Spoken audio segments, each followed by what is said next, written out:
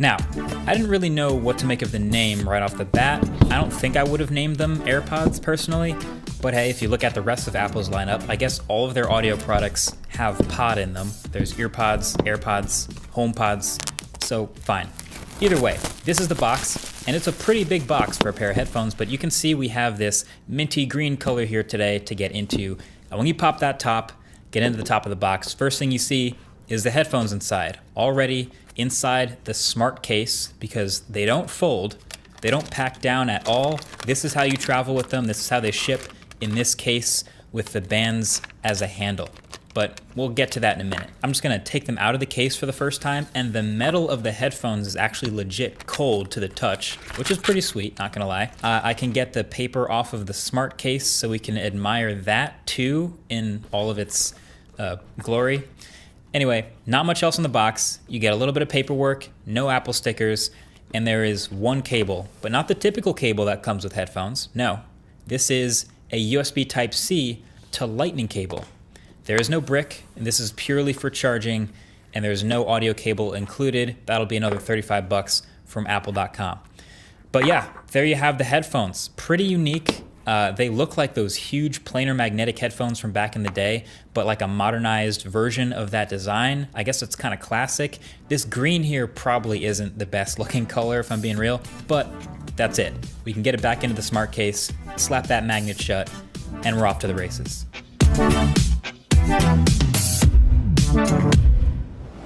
So it turns out there is a lot of really interesting stuff with this particular pair of headphones. I mean, you guys have seen headphones before, I've reviewed them, but there's a lot that's different, a lot that's unique about these that you don't really see very often. And so while this isn't my review, that'll be coming up soon, and definitely make sure you subscribe to be among the first to see that if you haven't already. This is just gonna be my first impressions and the top 5 things you should know about these new AirPods. So number 1, the materials. Like I said, when I took it out the box, the metal was cold to the touch. So these have a stainless steel flexible frame, and then the ear cups I was touching are aluminum. There's these shiny telescoping arms and ball head joints on the ear cups that let them move around a little over 90 degrees. Overall, there is no doubt these are built very well. There's no creaks, no gaps anywhere. I mean, even the little slide to expand the headphones is really satisfying because there's a lot of resistance, and I think I actually like this more than the typical plastic clicks to expand. But really, the materials aren't actually as important as the overall comfort, and these are gonna sit on durability long term. I think it's probably worth it though, because with all this metal, they are heavy headphones. They come in at a hefty 386 grams compared to the much lighter 250 grams of my Sony XM4s. But yeah, I mean, as far as just high grade headphones go, aside from this one's particular lack of sweat or water resistance, it just doesn't get much better built than this. That's just facts. By the way, the color options, same as the iPad Air. So black, silver, light blue, pink, and this sort of minty green. All right, number 2, the ear cups. Magnetic. So they just pop off pretty easily. They do stay on really well in their sort of groove when you're wearing them, and obviously most of the time they don't just flop off, but when you really do pull them to take them off, they come off. And that's actually really smart because most people should replace the ear cups on their headphones every once in a while. The metal part, the outside, that's designed to last a long time, but the inside, especially with softer materials and leathers, you see that a lot. People sort of outgrow the ear pad and then just buy new headphones. So this is a good idea. Now, Apple is very happy to sell you some new ear pads for $69 a set. But I guess a nice bonus, at least, is that you can actually mix and match colors if you want to. Would have been nice if you could customize your cushion color straight from the order page, and MacRumors even put together a little visual aid so you can see what the different color combos look like. But that's just the most Apple thing you've ever heard, isn't it? Buying $550 headphones and having to spend an extra $70 to change part of the color. But number 3 is the controls.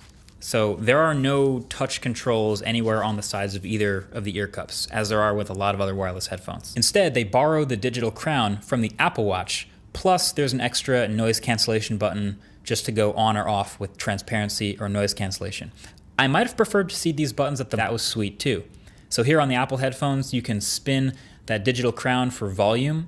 You can tap it in to answer calls, or double tap to go forward, triple tap to go back, etc. And also in iOS 14.3, when you update, there's controls and support built in that let you reverse the scrolling direction for the crown in case you end up getting it backwards. Then number 4, the case.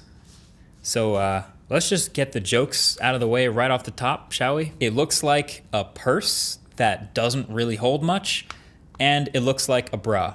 Like, no way around it. But for real, this is a super strange case to me. So they call it the smart case. It comes with the headphones. And the headphones literally just slot in here and close with a magnet. And also something to note, there is no on-off button with these headphones. So instead, you put them in this case, and when the magnet shuts, it detects that they're in the case, and they go, okay, we don't need to be on anymore. It goes into this ultra low power state to save battery. And that's cool. That's really smart. And that means you don't have to remember to turn them off every time. And as soon as you take them out the case, they wake up, and it's like you never turn them off. Easy. But now that means you have to use this case to turn the headphones off. And if you don't use this case, they will just sit around draining battery for about 2 hours before they go into auto low power mode. Not sure if other cases can be made that also use magnets to trigger this low power mode. That remains to be seen. They're basically the top of the line industry favorite noise canceling wireless headphones. And as you know, those headphones have the absolute best noise cancellation I've ever heard. They're lightweight and comfortable. They have a longer 30-hour battery life.